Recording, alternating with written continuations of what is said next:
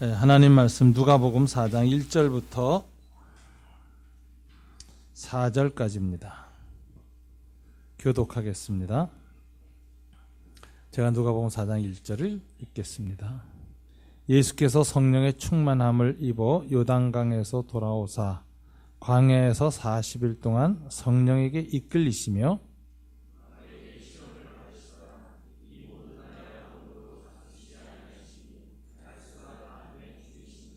마귀가 이르되 네가 만일 하나님의 아들이여든 이 돌들에게 명하여 떡이 되게 하라. 예수께서 대답하되 사람이 떡으로만 살 것이 아니라 하였느니라. 아멘. 기도하겠습니다. 하나님 아버지 감사합니다. 예배 공동체로 모이게 하셔서 감사합니다. 주님, 오직 예배는 신령과 진정으로 하나님께 드리는 것이라고 가르쳐 주셨습니다. 성령과 말씀으로 예배를 드리라고 하셨는데 이 시간 하나님 말씀 들을 때 성령이 역사하셔서 하나님의 말씀의 다스림 앞에 우리가 순복하고 경배하며 온전한 예배를 드릴 수 있도록 도와주시옵소서. 이 시간에 말씀을 증거하는 종을 불쌍히 여기시고 준비된 말씀 오병이어처럼 작고 부족하오나 주님이 받으시고 축사하시며 떼어주시면 풍성할 것을 믿습니다. 은혜를 더하여 주시옵소서. 예수님 이름으로 기도드립니다. 아멘. 지지난주에 제가 누가복음 연속 강해 설교를 하면서 세 가지 시험에 관한 아주 일반적인 성격을 제가 설교를 했습니다. 그때 이 예수님의 40일 광야의 시험은 구원의 역사에서 아주 특별한 의미를 갖는 40일이다라는 걸 강조를 했습니다. 그래서 이것은 옛 이스라엘이 가데스 바네에서 가나안 땅을 40일간 정탐했다가 시험에 들어서 불신앙으로 반응하였고 그 결과로 그 40일이 40년이 돼서 광야에서 40년 동안 방황할 때 또다시 시험에 들어서 하나님께 불평불만하다가 그들이 가나안 땅에 못 들어가고 1세대가 다 죽었습니다. 모세는 그 사건을 기억하면서 모압 평지에서 요단강을 건너서 가나안 땅으로 들어가기 직전에 광야 2세대에게 이렇게 말합니다. 내가 지난 40년 동안 너희와 함께 있었어도 이와 같이 패역하였거늘 하물며 내가 죽은 다음에 너희들이 가나안 땅에 들어가서 얼마나 더 패역할 것인가. 그 땅에서 너희는 멸망당할 것이다. 이렇게 예언을 해요. 그러니까 이 가나안 땅에서 이루어질 이스라엘 왕국은 패배할 것을 모세가 신명기에서 예언을 하고 죽습니다. 이건 뭘 의미하느냐면은 광야 40년은 가나안 땅에 세워질 구약 이스라엘의 예표, 미리 보여주는 표적 같은 사건이었다라는 거예요.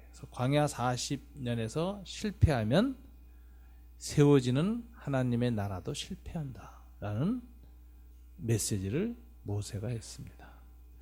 그런 관점에서 보면은 이 40일이라는 것은 굉장히 중요한 의미를 갖는 것입니다. 그래서 엘리야가 바로 그게 성취가 되는 거죠. 들어갔던 이스라엘 백성이 우상 숭배를 하니까 엘리야가 이스라엘의 병거와 마병인 엘리야가 광야를 거꾸로 40일을 돌아가서 호렙산 반석 틈에 다시 씁니다. 이 40일은 이스라엘 백성이 40년 광야 여행했던 것을 거꾸로 되돌리는 것입니다. 시간표가 거꾸로 돌아가는 거예요.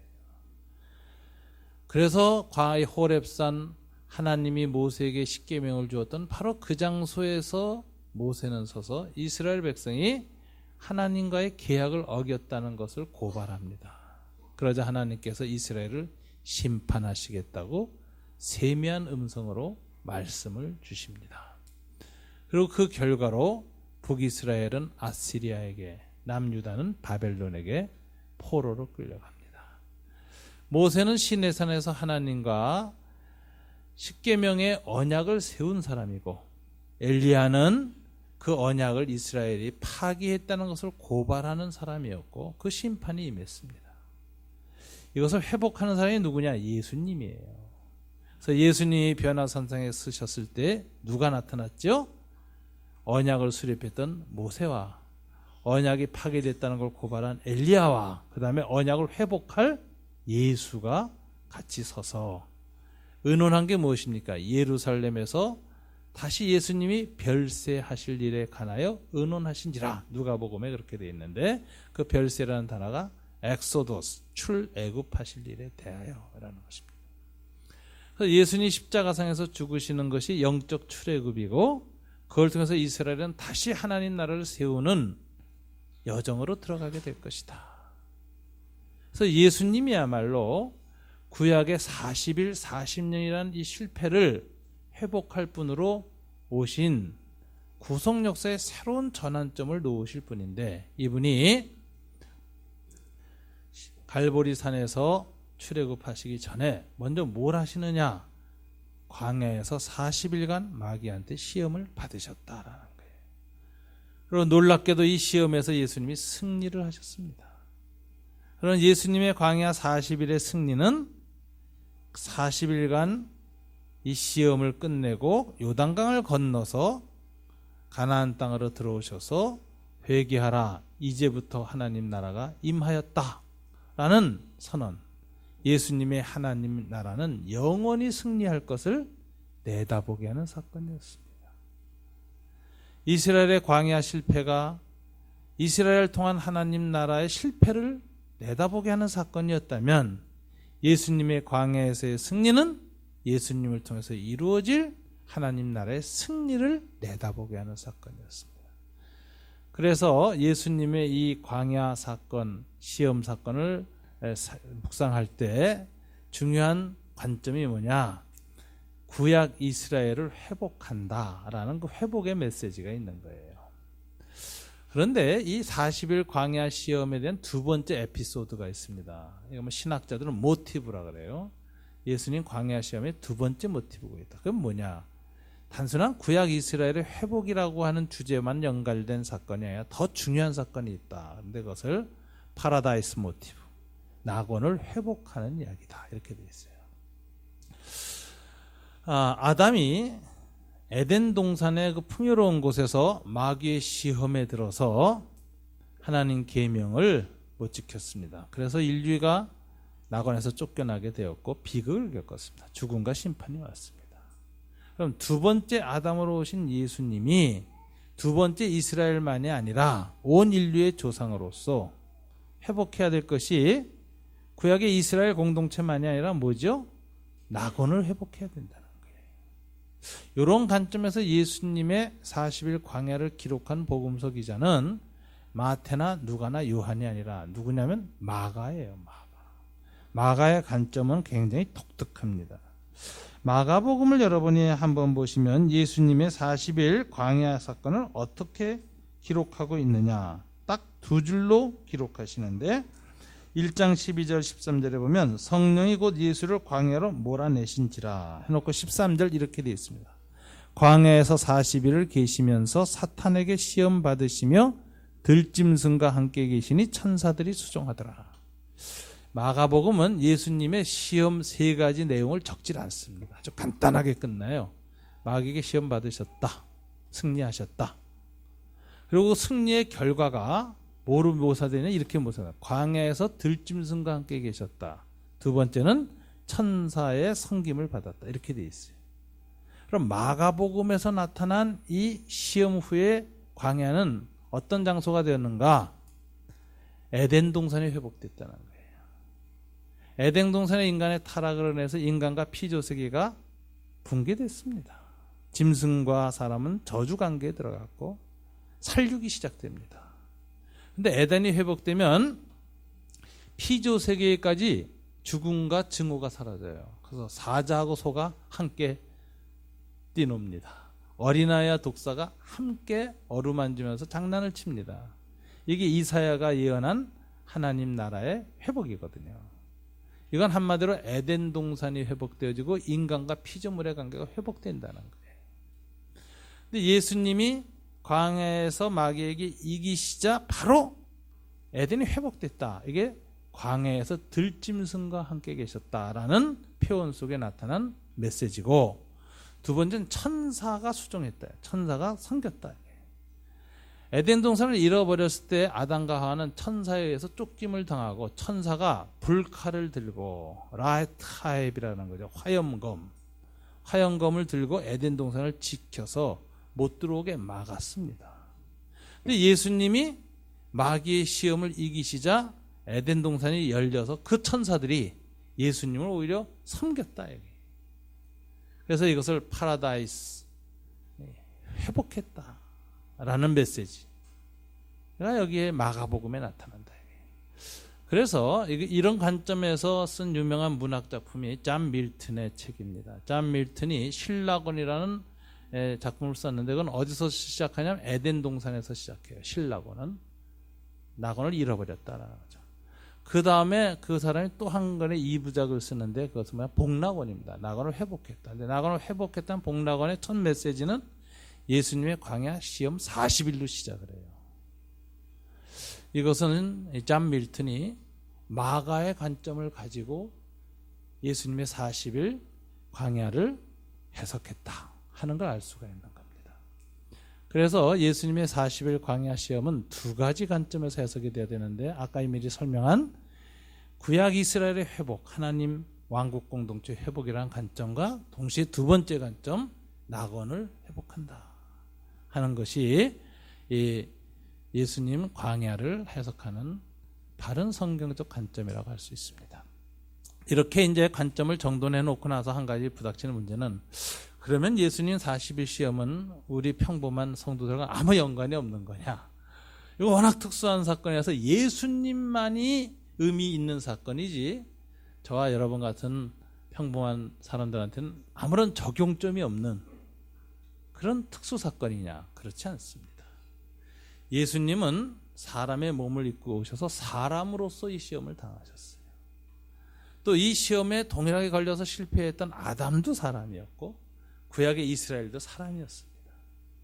여기에 공통점이 있어요. 그러므로 마귀의 오늘 이 시험은 예수님에게만 특별한 시험이 아니라 예수로 말미암아 새로운 이스라엘이 된 저와 여러분, 둘째 아담의 반열에 서서 새 생명을 얻게 된 저와 여러분에게도 동일한 시험은 반복해서 우리 인생 중에 다가온다는 것을 알아야 됩니다.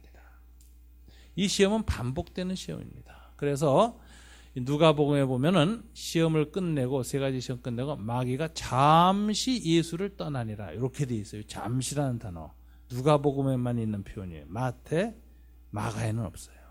이건 누가가 무슨 얘기를 하는 거냐면 마귀의 시험은 예수님의 생애 내내 계속됐다. 그와 마찬가지로 저와 여러분도 하나님 나라로 우리 영혼이 죽어서 딱 들어가기 전까지 또 주님이 재림하실 때까지 우리 안에는 계속 반복되는 성격의 시험이다. 그래서 이 시험은 우리가 좀 깊이 묵상하면서 이 시험을 어떻게 극복할 것인가 예수님을 통해서 우리가 배워야 하는 부분이 있습니다. 이런 보편적 성격을 우리가 정돈하고 교훈 받아야 될 게 세 가지가 오늘 본문에 있습니다. 첫째는 시험은 언제 오느냐 하는 거죠. 마귀는 시험을 아무 때나 하지 않습니다. 결정적인 때에 합니다. 시간 낭비 안 해요. 마귀는 지혜로워서 되지 않을 싸움 안 합니다. 건드리면 넘어뜨릴 때 오는 거예요. 그래서 시험 당한다는 게 굉장히 위험한 거예요. 결정적인 타이밍을 놓치지 않는다. 마귀는. 오늘 본문에 보면 예수님께 마귀가 시험을 거는데 어떻게 하셨느냐. 40일 동안 이 광야에 계셔 금식을 하셨는데 오늘 본문에 보면 40일 동안 주님이 굶주리셨을까요? 안 굶주리셨을까요? 오늘 본문에 보면은 40일 동안에는 굶주리지 않으셨어요. 날수가 다함에 줄이신지라 이렇게 돼 있어요. 그러니까 39일, 40일까지 주님이 굶주림이 없었다는 거예요. 근데 40일이 딱 끝나는 순간에 깊은 굶주림에 들어가셨다. 그럼 이건 뭘 의미하는 거냐? 40일 동안 어떻게 안 굶주리셨을까요? 성령께서 충만함을 입어서 성령이 이끄시는 과정이었거든요. 성령의 돌보심으로 40일의 굶주림을 극복할 수 있었다. 이스라엘 백성이 40년간 광야에서 굶주림에 시달리지 않았던 이유가 뭘까요? 하나님이 특별하게 위로부터 뭘 내리셨죠? 만나를 내리심으로. 똑같은 원리를 주님이 겪은 거예요. 그래서 주님이 40일 동안 성령의 특별한 역사로 굶주리지 않으셨기 때문에 나중에 마귀를 물리칠 때 사람이 떡으로만 살 것이 아니라 뭐로 산다고요? 하나님 입술에서 나오는 말씀으로 살 것이니라 할 때 그것은 주님이 체험하신 거예요. 40일 동안. 40일 동안 떡을 안 먹어도 굶주림을 안 느꼈고 죽을 것 같지 않으셨어요. 그건 성령이 특별히 하나님 말씀으로 예수님을 힘을 주셔서 예수님이 40일 동안 강건할 수 있었다라는 거예요. 근데 마귀는 그렇게 성령이 역사하시고 말씀이 특별히 주님을 지배하시고 계실 때에는 안 나타나는 거예요. 그랬다가 언제 나타나시냐? 40일의 특별한 구속사적인 기간이 딱 끝나고 나서 주님이 구원자로서의 특별한 기간이 끝나고 인성으로 인간의 성품 가운데로 다시 원위치 하시는 순간 극심한 굶주림이 다가왔는데 그 순간에 딱 나타나서 오늘 시험을 하는 겁니다. 그럼 마귀의 타이밍은 어느 때냐? 마귀는 항상 언제 하느냐 하면은 저와 여러분이 가장 약할 때 해요. 영적으로. 가장 약할 때라는 건 언제 때냐? 욕망이 극대화될 때라는 거죠. 마귀는 저와 여러분을 잘 압니다. 우리 내면을 나보다 더 깊이 파악하고 있고 어떤 심리학자나 분석가보다도 우리 무의식까지 잘 들여다보고 있어요. 그리고선 지켜보고 있습니다. 지금 저 정도일 때 가서 시험하면은 놀래서 오히려 강화된다. 내가 건드릴 때는 결정적일 때, 욕망이 극대화될 때 그때 나타나서 탁 건드리면 그냥 넘어가도록 지켜보고 있습니다. 여러분이 마귀의 타이밍에 대해서 항상 염두에 둬야 됩니다. 그래서 뭘 여러분 점검하셔야 되냐면 날마다 내 무의식에 어떤 욕망이 지금 나를 휩싸고 자라고 있는가를 지켜봐야 돼요. 그리고 이게 어느 정도 수준으로 자라고 있는가를 날마다 체킹을 해야 됩니다. 이게 위험한 수준까지 닿아서 내가 감당할 수 없는 극대화된 상황으로 딱 들어서는 순간 시험은 시작돼요. 여러분 속에서 자라는 욕망은 무엇입니까? 물질욕, 자식욕, 성취욕, 명예욕, 자아실현의 욕구, 수많은 욕망이 우리 안에 있는데 우리가 인생을 살아가면서 어떤 욕망이 그 나이 때 그 시기에 강화돼요. 주변 사람들의 대화, 경쟁, 비교 이런 걸 통해서 생애마다 다가오는 욕망이 좀 다릅니다. 끊임없이 다가오지만 어느 시대에는 그 시기에는 그 욕망이 굉장히 강력할 때가 있죠. 정욕 같은 경우는 20대, 30대, 40대에 굉장히 강화되죠. 그래가지고 어거스틴이 평생 고민했던 것이 자기의 정욕 문제였잖아요. 어거스틴은 그렇게 했어요. 나는 남달리 뜨거운 피를 갖고 태어났다. 이래. 체질이 성욕적이었어. 체질이. 그래가지고 굉장히 고생한 거예요. 이 어거스틴이 제가 보니까 이 사람이 불교를 조금 가르쳤음 받으면 조금 이겼을 텐데 스님들은 정신적인 힘만으로 성욕을 이기라고 가르치지 않습니다. 고사리를 날마다 먹어요. 통합치료하는 거예요. 전인치유. 전인치유를 하는데 어거스틴이 굉장히 그 고백록에서 괴로워하는 내면의 갈등을 보면 성욕 때문에 굉장히 고백을 해요. 그가 젊었을 때 바람 피고 해가지고 이제 사생아도 나잖아요. 그러니까 그 성자였던 사람이 평생 괴로워했던 죄 중에 하나가 그건데 그런 욕망이 사람마다 여러 가지가 이 나이대에 따라서 다른 욕망이 점증해요. 근데 그 욕망이 그 극대화되는 순간이 위험한 거예요. 그때를 마귀는 놓치질 않아요. 그래서 마귀한테 타이밍을 주면 지는 겁니다. 전쟁이라는 건 타이밍 싸움이거든요. 타이밍. 주도권을 빼앗기면 쫓기다가 죽는 거예요. 엊그젯밤에 중국과의 컬링 시합하는 거 보니까 아이고 주도권 뺏겨가지고 말이에요. 내내 허덕이다가 한국팀이 지더라고. 주도권 장악이란 게 굉장히 중요한 건데 삿바 싸움 시점에서 마귀가 먼저 내 삿발을 자꾸 주도권을 잡으면 끌려가다가 지쳐서 넘어지고 쓰러지고 시험 드는 겁니다. 근데 그것을 극복하려면 어떻게 해야 되느냐? 마귀가 주도권을 쥐고 마귀가 타이밍을 딱 장악하기 전에 먼저 내가 마귀의 주도권을 장악하고 영적 싸움에 삿발을 잡고 내가 타이밍을 줘야 돼요. 이 싸움이 중요한 거예요. 이거 어떻게 하느냐? 마귀의 타이밍은 뭐라 그랬어요? 욕망이 극대화된 순간. 이거 정확하게 알고 있거든요. 하나님의 타이밍은 뭘까요? 예수님의 타이밍. 자기 욕망을 절제하는 타이밍. 그러니까 마귀한테 삿발을 안 잡히려면 우리의 욕망을 날마다 절제하는 시간을 유지 강화해야 됩니다.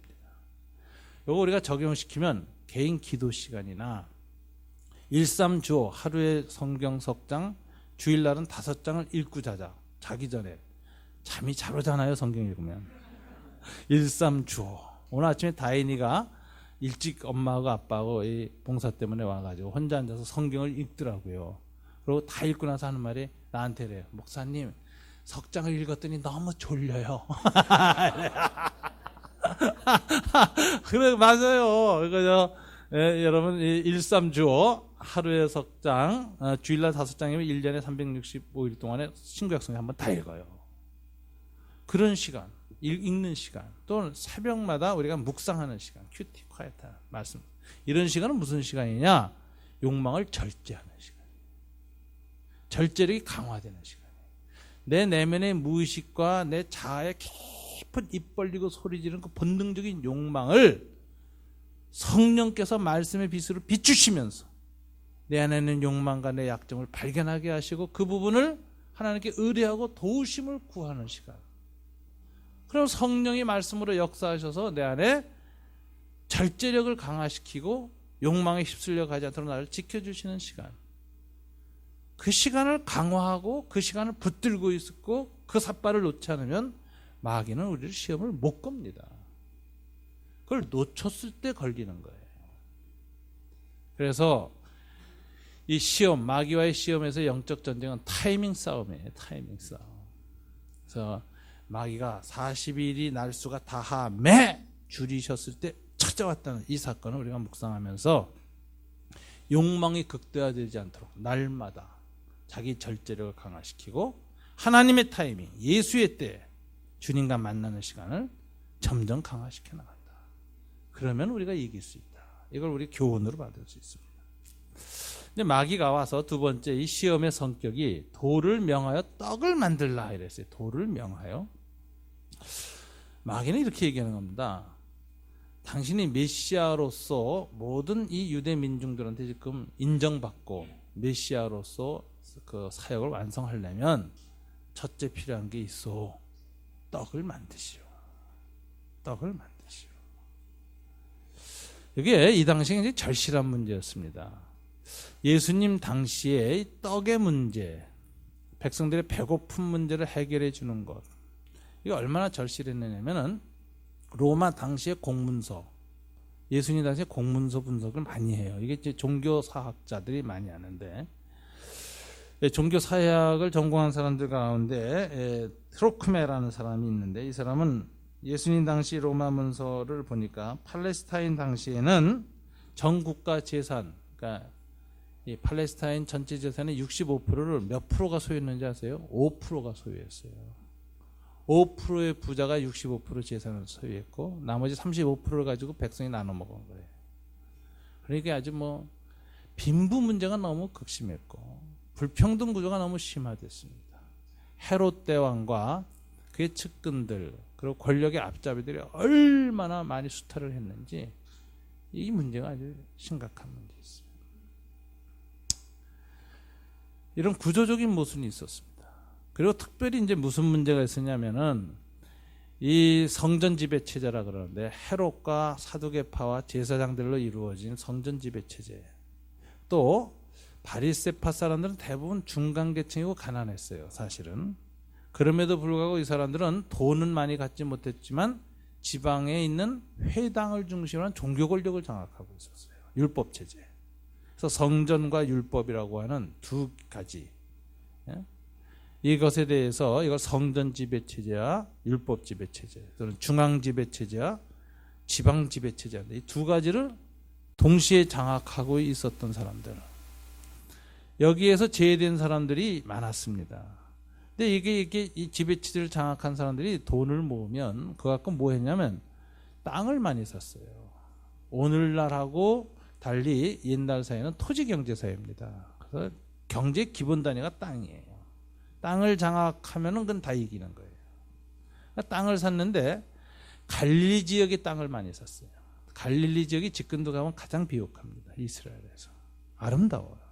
봄에 가면 그 산의 들판에 꽃들하고 그 정말 비옥한 농경지의 아름다움이 막 찬란해요. 정말 아름다워요. 지중해 그 해안가에 바람이 불어오면서 얼마나 풍성한지 뭐 그리스 남부, 프랑스 남부에 비할 데 없이 아름다워요. 갈릴리 지역. 그곳에 땅 포도원을 많이 샀습니다. 그래가지고 예수님의 그 성전 논쟁의 비유에도 나오는 게 뭐냐면은 가을에 소장료를 받으려고 지주들이 이 관리인을 보내요. 그러면 소장료 때문에 분쟁이 일어나서 관리인이 맞아 죽어요. 그래서 아들을 보내는데 아들을 죽인다. 이런 내용이 이제 그 예수님 비유에 나오잖아요. 근데 이게 단순한 비유가 아니라 그 당시에 자주 일어났던 실제 사건입니다. 로마 사학자들이 로마서 연구하는 사람들이 팔레스타인 지역의 이 경제 구조를 연구해 보니까 특별히 갈릴리 지역에서 소장료에 관한 기록들이 나오는 거 보면은 소장료 얼마 뜯어갔는지 아세요? 지주가 평균 5분의 4를 뜯어갔어요. 그러니까 5분의 1 가지고 살아야 돼요. 그리고 더 악해질 때는 비교해 보니까 때로는 13분의 1까지도 낮아졌다라는 오크만이라고 하는 독일 학자의 연구 결과가 있어요. 그럼 무슨 사건이냐? 1년 몇 골 빠지게 농사를 지었는데 봄이 돌아와서 가을에 이걸 뺏기고 나니까 남은 거 가지고는 살 수가 없는 거예요. 씨 뿌리고 가을까지 견뎌야 될 거 아니야. 근데 그때까지 못 견뎌. 가족이 못 살아남아. 그래서 자식과 아내가 굶어 죽는 거예요. 농사꾼 눈앞에서. 우리 옛날에 춘궁기라 그래서 보릿고기에 그런 일이 있었잖아요. 들에 나무나 뭐 과일 같은 거 열리기 전에 춘궁기 때 식량은 다 떨어지고 그래가지고 막 풀뿌리 캐먹는 지금 북한에서 일어나고 있는 그 일이 일어나서 사람들이 눈이 뒤집히는 겁니다. 눈앞에서 자식이 죽어가니까. 그러니까 이 갈릴리 농민들이 대부분 어떻게 되느냐? 도적대로 변하거나 농민 정말 전쟁을 일으켜요. 이 대표적인 사건이 뭐냐면 AD 6년 예수님이 10살 되는 해 갈릴리 유다라는 사람이 유다 혁명을 일으킵니다. 갈릴리 폭동을 일으켜요. 그런데 이 혁명이 얼마나 거셌는지 일으켰던 장소가 찌폴이라는 곳인데 예수님의 고향 나자렛에서 4km 떨어져 있어요. 지금도 찌폴이 언덕에서 딱 보면 나자렛이 보입니다. 낡은 날 눈으로 보여요. 거기에서 갈릴리 유다가 혁명을 일으켰는데 그 찌포리에서 나중에 전쟁 중에 로마 군단에서 죽어간 남자들의 수만 2만 명이 죽어요. 엄청난 사건이죠. 왜냐하면 예수님 당시에 팔레스타인의 유대인의 전 인구를 계산해 본 인구조사 기록에 하면 약 60만 내지 80만이었거든요. 전 인구의 40분의 1이 죽은 겁니다.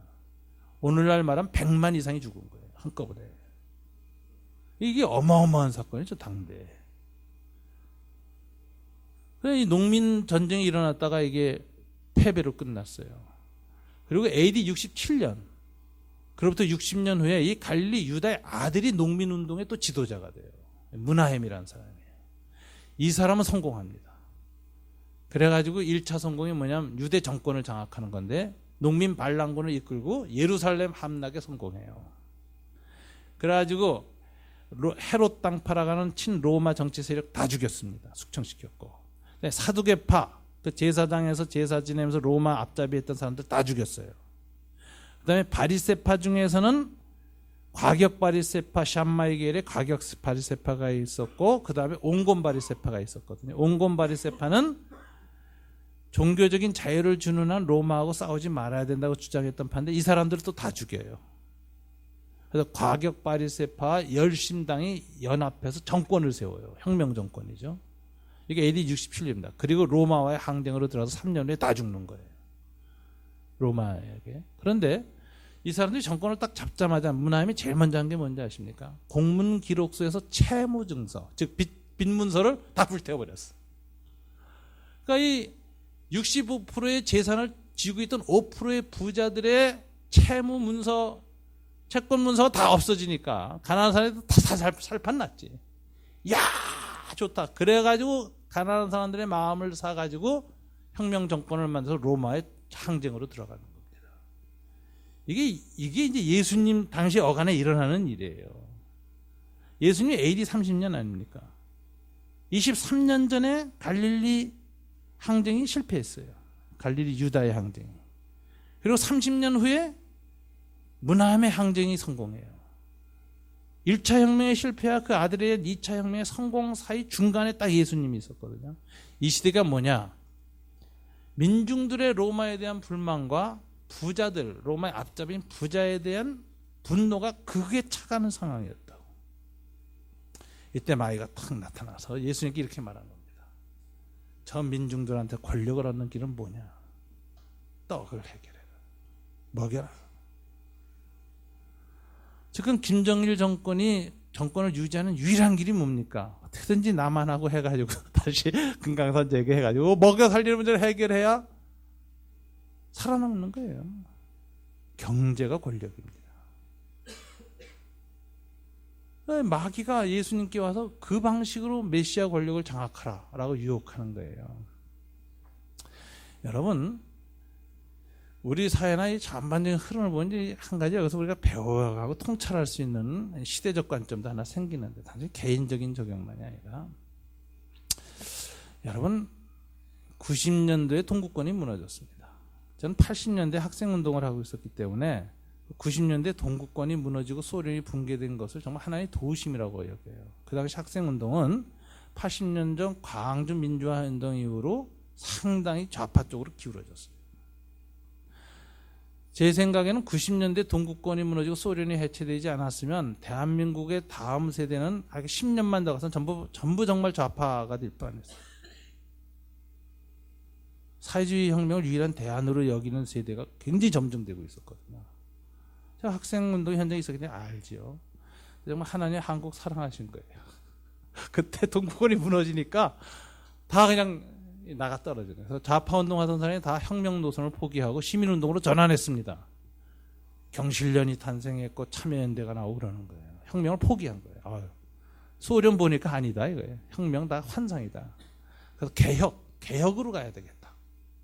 사회주의의 가치를 정치적 혁명으로 달성할 게 아니라 사회 개량을 통해서 보다 좋은 사회를 만들어보자. 이쪽으로 이제 온건 노선을 바뀐 거예요. 결정적으로 90년대. 저는 90년대 그 동구권 무너진 걸 보면서 야, 하나님이 한국을 사랑하신다. 제가 그때 그 생각했어요. 정말 이건 하나님이 하신 일이다. 근데 이제 그 후에 문제가 뭐냐? 자본주의가 장악한 거예요. 전 세계 자본주의가.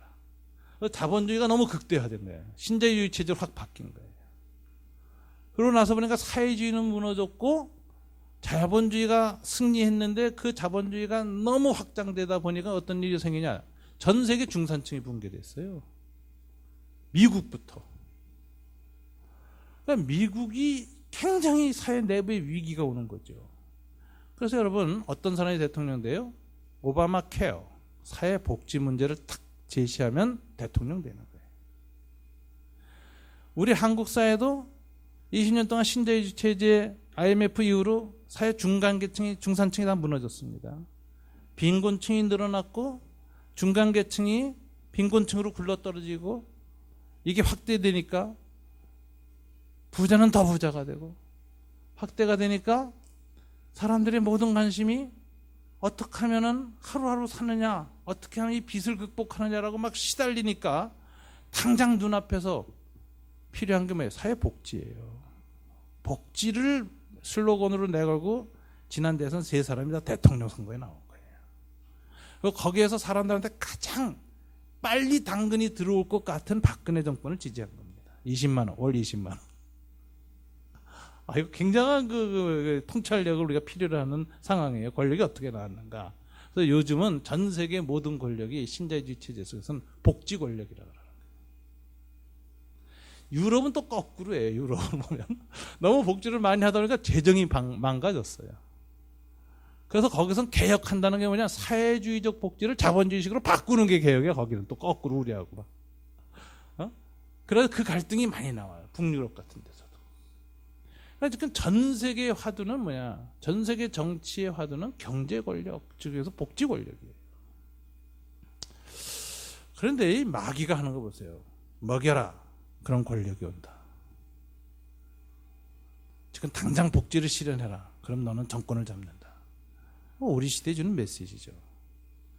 예수님 이걸 거절하십니다. 우리가 가만히 생각할 게 있어요. 예수님이 왜 거절하셨을까? 그럼 예수님의 대안은 뭘까? 오늘 본문을 보면 예수님이 도를 명하여 떡을 만드는 걸 거절하시고 하나님의 말씀으로 떡을 더 먹겠다는 그 욕망, 굶주림의 욕망을 통제하시면서 주님의 대안은 뭐였을까요? 말씀 묵상하고 그냥 굶어 죽어라 이런 걸까요? 뭐 복지고 무슨 필요 없다 말 굶어 죽어. 사람이 뭐 떡으로만 사냐 말씀 먹고 살아가지.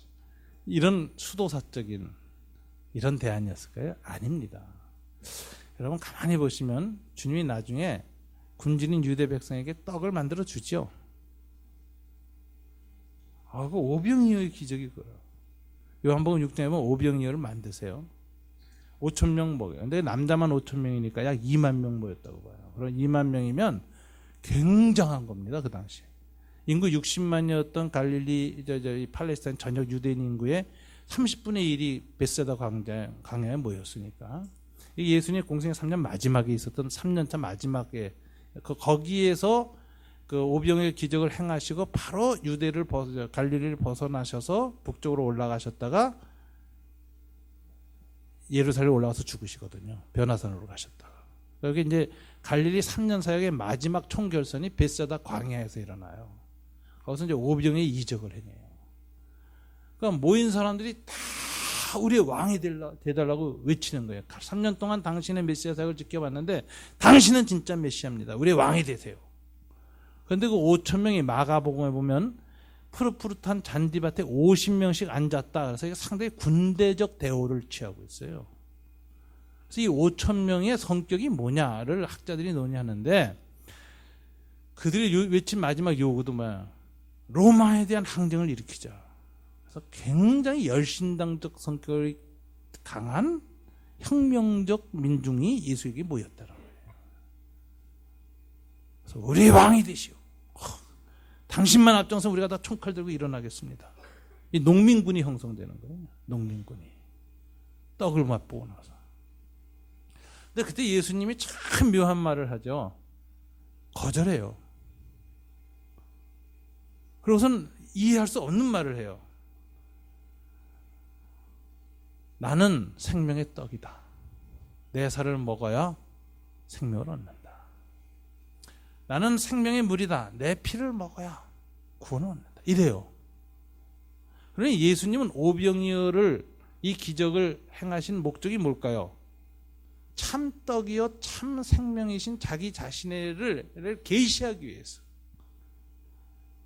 그걸 보여준 건데 백성들은 그 계시의 의미는 알지 못하고 배부른 것만 취한 거예요. 그리고 우리의 이 배부름을 채워줄 수 있는 왕이 되세요 라고 외치는 거예요. 그러면서 예수님이 그 오병이어의 이적을 행하시면서 빵을 달라고 빵을 주는 자에게 권력을 주겠다고 요청하는 이스라엘에게 대답이 뭐였습니까? 떡을 쪼개는 거였다. 빵을 만드는 거와 빵을 쪼개는 것, 이건 두 상징이 대립을 해요.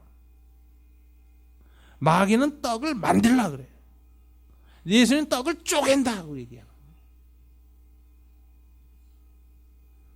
그래서 이 마귀가 잠시 떠나니라. 광야에서 40일 만에 떠난 마귀가 다시 유대 민중 속에서 목소리 외치는 거예요. 우리의 왕이 되시오. 떡을 주므로. 근데 예수님은 내가 너에게 떡을 준 것은 떡을 만들어 주는 게 아니라 뭐를 상징하는 거예요? 떡을 떼는 것, 떡을 쪼개는 것, 내 몸을 쪼개는 것, 내 피와 내 살을 나누는 것을 의미하는 이 사건, 이적이지. 이 기적은 당신들의 복지 문제를 해결하고 먹고 사는 문제를 해결해서 권력을 준다는 그런 의미에서 된 것이 아니다. 거절해요. 그런 요구를. 주님의 대안은 무엇이었습니까? 떡을 만드는 것이 아니라 떡을 나누는 것이었습니다. 십자가에서 주님은 자기 몸을 찢으셨고 나누셨습니다. 엠마오로 내려가는 제자들에게 부활 후에 나타나신 주님이 하신 그 기절이 있습니다. 24장 누가복음 24장 30절 31절에 보면 엠마오로 내려가던 제자들은 예수님인 것을 언제 알아봤습니까? 예수님이 떡을 자르는 순간에 알아봅니다. 떡 대심, 떡을 나누심은 예수님의 메시아 계시의 가장 결정적인 상징이었습니다. 그들과 함께 음식 잡수실 때 떡을 가지사 축사하시고 떼어 그들에게 주시니 그들의 눈이 밝아져 그인 줄 알아보더니. 마귀는 광야에서 예수님에게 떡을 만들므로 메시아가 되라고 했지만 예수님은 자신의 메시아 되심을 떡을 만드는 게 아니라 뭐로 드러냈어요? 떡을 떼심으로. 여러분, 오늘날 지구의 빈부의 문제는 자원이 부족해서가 아니라는 거 아세요? 테레사 수녀가 그런 말을 했어요. 하나님은 이미 온 인류가 다 함께 먹을 떡, 물, 양식 다 주셨다는 거예요. 그런데 왜 이렇게 아프리카에서 수많은 사람들이 굶어 죽어가느냐? 서방 세계에 속한 너무 소수의 사람이 너무 많이 가졌기 때문이다. 이렇게. 떡을 만드는 게 해결책이 아니에요. 나누는 게 해결책이죠. 나눔이 없어서 이 땅에 비극이 오지 만들지 못해서 비극이 오는 게 아닙니다. 세상 사람들은 계속 재화 창출, 재화를 만드는 것에 관심을 둬요. 어떻게든 떡을 만들기 위해서 가장 필요한 건 뭐냐? 에너지다. 그러므로 석유를 장악해야 된다. 그래서 전쟁이 터져요. 석유를 장악해야 경제 성장이 되고, 경제 성장이 돼야 더 복지가 확대되고 먹고 살 길이 생기고 세계 경제가 돌아가고, 그래서 또 전쟁을 하죠. 이게 마귀의 메시지죠. 떡을 만들라. 우린 지난 200년 동안 과학이 발달하면서 가졌게 된 한 가지 환상이 있습니다. 인류 문명과 인간의 삶은 점점 더 성장할 것이다. 프로그레시브. 성장이란 이데올로기에 걸렸어요. 끊임없는 성장. 끊임없는 성장을 잘 만드는 사람이 성공합니다. 이 세상에서. 직장이나 국가나 사회에서. 목사도 끊임없이 성장을 만들어서 큰 교회 만들어야 성공한 목사가 돼요. 이게 다 마귀의 이데올로기에 걸려들어요. 성장이라는 환상에 우리 사로잡혔다. 그 결과는 뭐냐? 자원 낭비예요. 그 결과는 생태계 위기예요. 그 결과는 끊임없이 많이 성장하지만 빈부 문제는 여전히 해결되지 않고 더 많이 굶어 죽어. 그리고 전쟁은 더 많아지고 있어. 탐욕만 커졌기 때문에, 식욕만 강화됐기 때문에, 더 많이 먹어 치우는 힘만 생겼기 때문에 다 많이 만들고 성장하고 어느 때보다도 많은 에너지를 사용해서 재화와 식량과 수많은 새로운 물질을 창조하지만 더 많이 굶어 죽는다. 옛날보다. 제3세계의 자원 수탈의 비극은 더 깊어지고 있다. 거기서 부족 전쟁은 계속 일어난다. 자원 문제 때문에. 인류의 비극은 어디에 있느냐? 마귀는 떡을 만들라라고 유혹합니다. 근데 예수님은 그거 알아요. 이 비극의 비밀을. 떡을 만들어서 해결되는 것이 아니다. 떡을 땜으로. 그래서 주님은 십자가상에서 자기 몸을 떼십니다. 쪼개십니다. 피를 흘리십니다. 나누십니다. 이게 답이다. 우리 그리스도인들에게도 더 많이 소유해서가 아니라 나누는 것이 유일한 해답이다. 이거 우리에게 가르쳐주고 계십니다. 우리는 두 선택을 해야 됩니다. 떡을 만들 것인가, 떡을 뗄 것인가. 우리는 두 선택을 해야 되는 삶의 결단을 날마다 주님 앞에서 내려야 돼요. 인디언 추장한테 한 소년이 이렇게 물었습니다. 할아버지, 내 마음속엔 밤낮 착한 늑대와 나쁜 늑대가 싸워요. 어떡할까요? 그랬더니 넌 그걸 어떻게 했으면 좋겠냐? 착한 늑대가 이겼으면 좋겠어요. 그랬더니 추장이 이렇게 말했습니다. 그것은 내가 날마다 어떤 놈한테 먹이를 주느냐에 달렸다. 나쁜 늑대한테 자꾸 먹이 주면 그놈이 커져서 이긴다는 거예요. 날마다 착한 늑대에게 양식을 주면 그놈이 커서 이긴다. 저와 여러분은 마귀의 입장으로 유혹받고 욕망을 극대화시키는 삶, 그걸 만족시키는 삶을 살 것인가? 예수처럼 반대로 떡을 떼고 절제하는 삶을 살 것인가에 대해서 우리는 날마다 갈등하고 투쟁합니다. 어느 쪽에 먹이를 줘야 될까요? 자기 절제를 강화시키는 일에, 나누는 일에 자꾸 하나님께 기도하고 은혜를 받고 그쪽에 힘을 얻으면 우리는 문제의 근원을 향해서 나아갈 수 있습니다. 주님 오실 때까지 다 해결되진 않아도 진정한 문제와 해결책의 방향을 아는 사람들이 점증하는 것입니다. 이런 사회가 좋은 사회입니다. 눈앞에서 당장 10만 원, 20만 원, 100만 원 복지정책으로 먹여준다고 해결되지 않아요. 사회의 부와 분배, 근본적인 수탈 구조가 극복되지 않는 나머지는 다 아편입니다. 그래서 우리 사회를 건강한 구조로 만드는 것, 노력한 것만큼 노력의 대가를 얻을 수 있는 균등한 기회를 주는 사회, 이렇게 만들어야 우리의 문제가 해결되는 것이지 떡만으로 되지 않습니다. 나눔과 절제와 그리고 독점하지 않는 정신, 이런 정신을 확산시킬 수 있는 공동체는 한국에서 유일하게, 세계에서 유일하게 교회뿐입니다. 예수님이 가르쳐 주셨기 때문에. 저와 여러분이 이와 같은 삶을 개인 속에서, 공동체를 통해서, 우리 한국 사회 속에서, 이 시대의 역사 속에서 인식하고 번신하고 삶의 방향을 정할 때 우리는 마귀의 시험을 이길 수가 있습니다. 기도하겠습니다. 지금은 탐욕과 소유욕으로 가득 찬 이 세상 가운데 끊임없이 떡을 만드는 것이 너의 숙제라고 유혹하는 마귀의 소리 가운데 있는 이 세상을 향하여 그렇지 않다고 말씀하시며 떡을 떼라고 교훈하시며 친히 십자가에서 떡을 떼신 우리 주 예수 그리스도의 은혜와 하나님 아버지 사랑하심과 성령님 감화 감동하시며 우리 강교 산울교회 모든 교우들의 삶 속에 지금부터 영원까지 함께 계실지어다. 아멘.